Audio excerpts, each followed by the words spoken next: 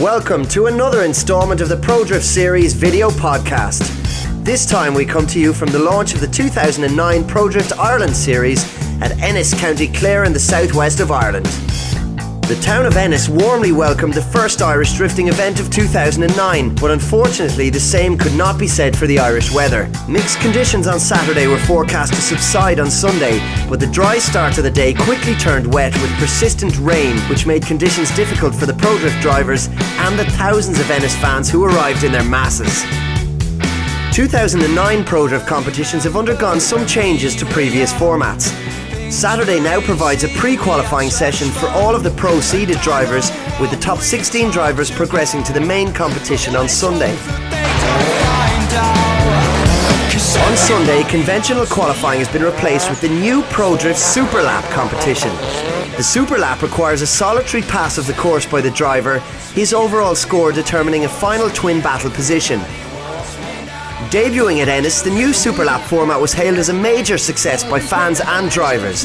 Its interaction and tension was matched by a nail-biting climax, with James Dean claiming the top spot as the last car to pass through the course.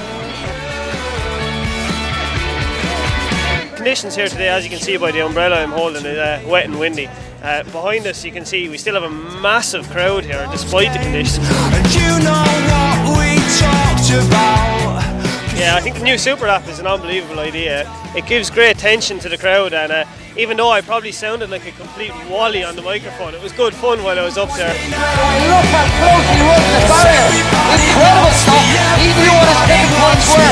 My God, he gave them there. Not a problem. I stayed up there till two cars to go. Gavin Lenihan took my place. James Dean then went out and took his place. So I qualified third and very, very happy with that.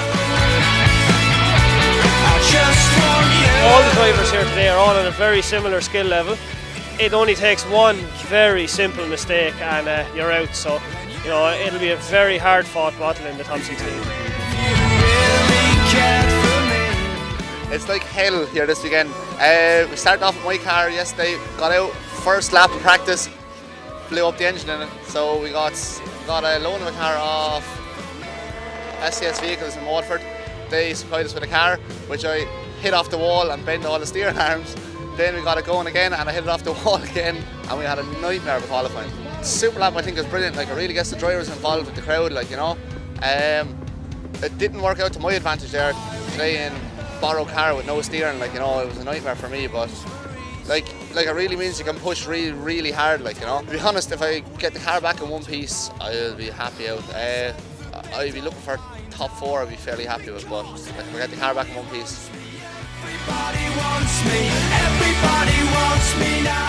Well, it's pouring rain there today, but I'm very happy that it's wet because I'm slightly underpowered in the 180 I'm driving. I'd say if it was drying out today, I'd be in trouble. Trinchy went out there first and he got the highest score and he managed to stay up for 14 cars, and then Gavin Lenihan knocked him out, and then I knocked him out. I was the last car and there's a lot of pressure on me at the line, but I just went for it and it worked my way, so I was very happy with that. But the top 16 will be very interesting here today. It's anyone's game really with the wet. It's so tricky. When you're coming over a bump, coming onto the wall, you can wash out so fast, and if you wash out, you're in serious trouble. The top 16 battles have also changed slightly, with judges now selecting their preferred driver over the conventional aggregate scoring system. With 3 judges voting and the influence of the crowd taken into consideration, this means a majority rules.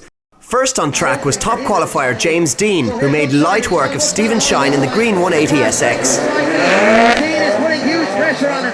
Driving the borrowed S13, Maxxis Tyres sponsor Dean Carney took down local hero John O'Connell in the BMW. He's not quite so close as he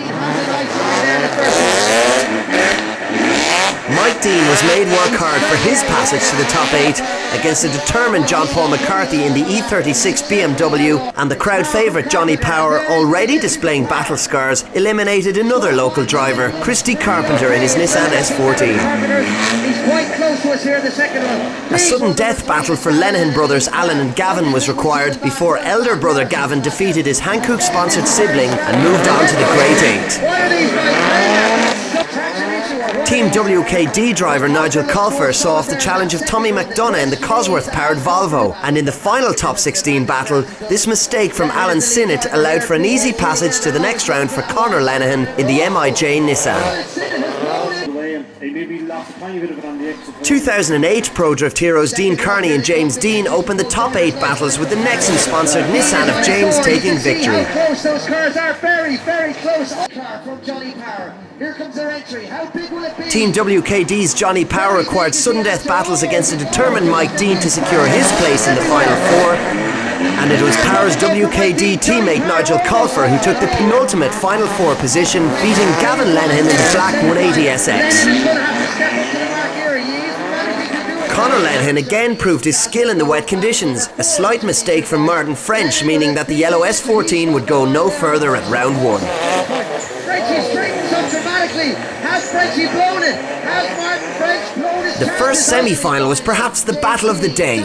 Requiring sudden death, Johnny Power and James Dean delivered intense competition with the WKD 180SX limping into the final of round 1, and James Dean was eliminated. That's all I can say. Well, James Dean, a cool customer reply. Lennon has work to do. Conor Lenihan was edging towards his first Prodrift final until he lost traction through the main curve, resulting in contact with Nigel Colfer and retirement from the competition.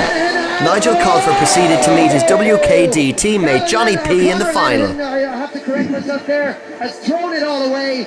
Colfer disappears down. With Power chasing in this second run of the final battle, he pushed too hard and made contact with the lead car of Colfer. This was deemed to be the only mistake between the pair, but it was enough for Nigel Colfer to take his first ever Prodrift victory at the drenched and deteriorating circuit of Ennis, County Clare.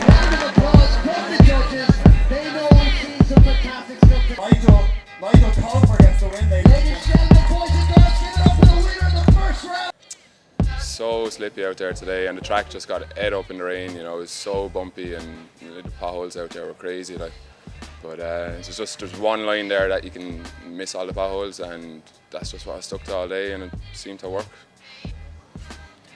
Very wet, water everywhere. Went in a bit too hot in behind Nigel. Just gave him a little nudge, and I had to straighten myself. And basically that was it. Game, lights out, game over. Yeah, well, I think the new car is going to be interesting. Like, I don't know what way it's going to work out. It's going to take a lot of time to set it up, but hopefully it should be running in the next 3 weeks. And if it is, you know, we'll get some testing and try to get it working right. And if I'm going to be coming into Punchestown confident with the car, I'd hope to be having a good battle after this year's championship again too. So we'll see what happens. Having secured 8 Superlap points plus his 3rd position overall, Nexen Tyre sponsor James Dean leads the Irish Championship as it heads to Punchestown in Kildare for round 2 on May 30th.